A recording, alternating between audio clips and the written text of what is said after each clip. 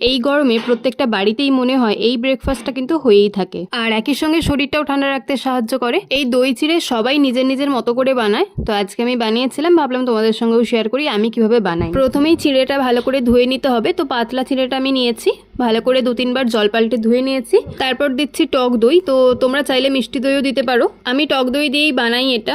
সঙ্গে দিচ্ছি 2টো কলা, পাকা কলা দিতে হবে। আমি খুব বেশি মিষ্টি দেবো না, চিনি দিলাম না, আমি 2টো বাতাসা দিয়ে দিলাম। এরপর সব একসঙ্গে ভালো করে মেখে নিতে হবে, খুব যেন ভালো মতো মিশে যায়। এরপর এতে আমি দেব আম, তো আমটা আমি কুচো করে রেখেছি, তোমরা চাইলে কিন্তু আমটা কলার মতোই মেখে নিতে পারো। তারপর একই সঙ্গে দিয়ে দিলাম একটু ভিজিয়ে রাখা কাজু কিশমিশ, যেটা আমি 10 মিনিট মতো জলে ভিজিয়ে রেখেছিলাম, তারপরে দিয়ে দিলাম।